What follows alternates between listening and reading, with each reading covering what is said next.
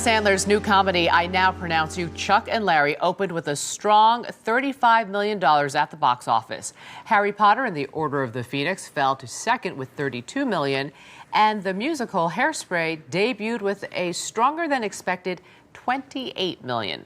Hairspray co-star John Travolta recently sat down with People magazine assistant managing editor and early show entertainment contributor Jess Cagle. Good morning, Jess. Good morning, Julie. Now, the box office success of Hairspray can be attributed to many things: great reviews, an all-star cast, and there is some depth in those catchy musical numbers.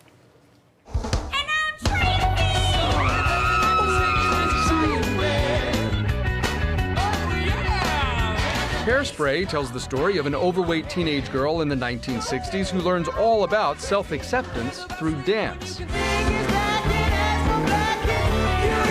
At the same time, she leads a crusade against segregation in her hometown of Baltimore. John Travolta plays her mother, Edna. It was an era of classism and prejudices and racism that still exists on some levels today, but was more acute then.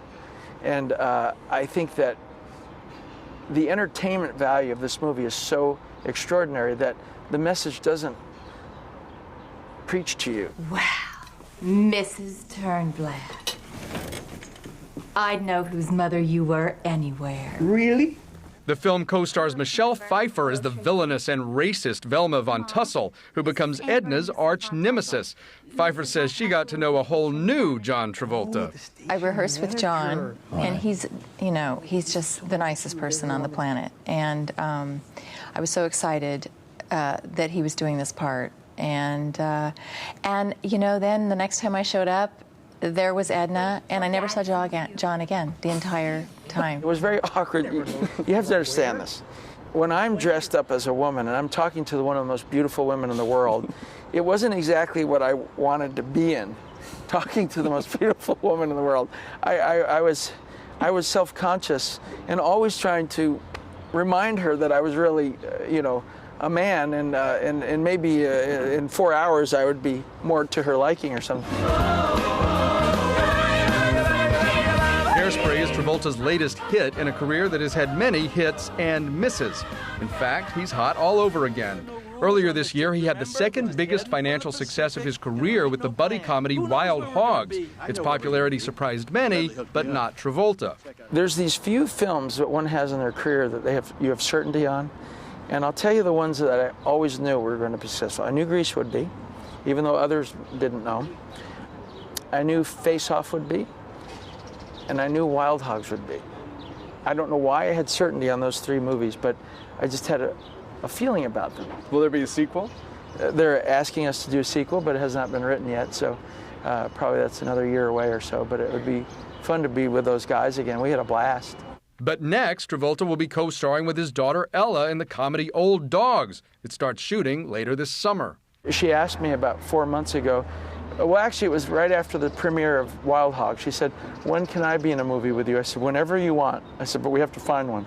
1 week later, bam, Disney called me and said, there's a script that I want you to do, the Orrin V, the president, and I read it, and there was this part as though it were written for my daughter. And I went back to Ella and announced that her wish was granted.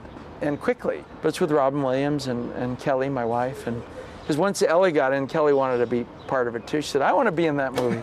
I said, "Well, interesting enough, there's another role for a great part for a woman." So, it became a family affair. It's not bad to co-star with Robin Williams and John Travolta in your first movie. Really, it's all right.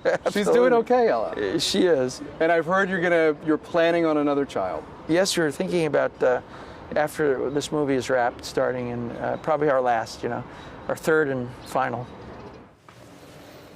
There has been talk of John Travolta playing J.R. Ewing in a film version of the old TV drama Dallas, but that movie has not come together yet. But we can dream. I'd like to see him play J.R. Ewing. Yeah, he does evil well, he does likable well, but I want to know how he slimmed down so quickly. Doesn't he look great? He looks really good. He looks really good. I asked him about that. He will not say how much he lost. But I don't think he knows. I don't think he's one of those people who really weighs himself, but he did say he started walking 3 miles a day. At the same time, he said he made love to a pizza the night before. So I don't think I don't think that he's being really diligent about it. But he did slim down. He looks good. He does. Jess Cagle, thanks so much. Thanks.